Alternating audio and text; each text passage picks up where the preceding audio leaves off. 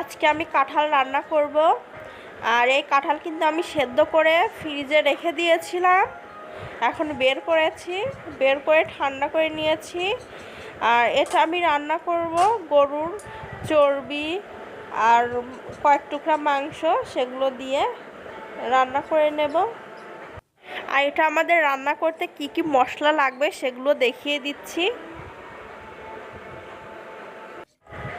দেখেন এই বাটিতে আমি শুকনা মরিচ আর হচ্ছে জিরা, আদা, রসুন, পেঁয়াজ এগুলো সব একসঙ্গে বেটে নিয়েছি। এবার আমি গোটা মশলা দেখিয়ে দেব।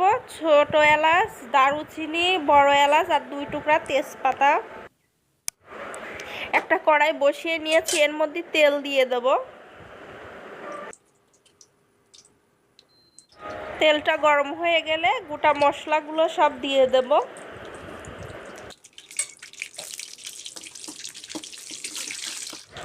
মশলাগুলো আমি ভালো করে ভেজে নিয়েছি। এবার আমি বাটা মশলা দিয়ে দেব, যে পেস্ট করে রেখে দিয়েছি সব কিছু সেগুলো দিয়ে দিলাম, দিয়ে ভালো করে কষিয়ে নেব।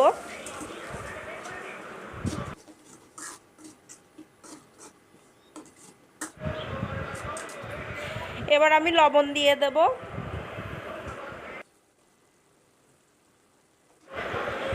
হলুদের গুঁড়া দেব, ধনিয়ার গুঁড়া দিয়ে দেব।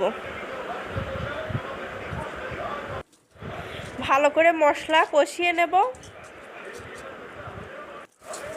মশলাটা ভালো করে কষিয়ে নিয়েছি, এবার পানি দিয়ে দেব।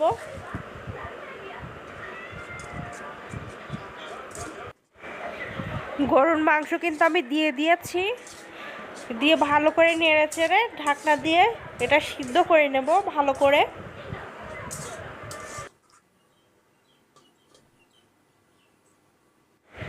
গরুর মাংস দেখেন আমি ভালো করে ঢাকনা দিয়ে সিদ্ধ করে নিয়েছি। এভাবে নেড়ে চেড়ে আমি ভালো করে কিছুক্ষণ কষিয়ে নেব।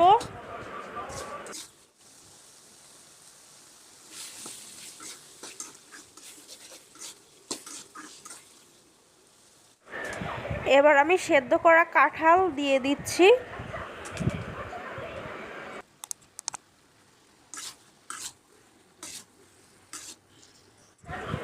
এটা কিন্তু ঢাকনা দেব না, এমনি আমাদের সব কিছু একদম সিদ্ধ আছে, এটা শুধু ভালো করে আমরা ভাজা ভাজা করে কষিয়ে নেব।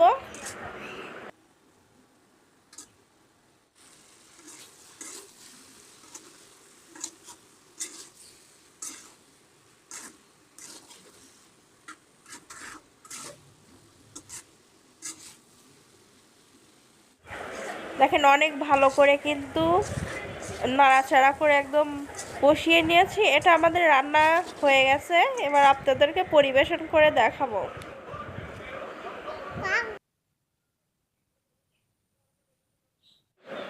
আপনারা কিন্তু কাঁঠাল ফ্রিজে সিদ্ধ করে রেখে সংরক্ষণ করে অনেক দিন পর্যন্ত খেতে পারবেন, স্বাদ কিন্তু সেরকমই থাকে।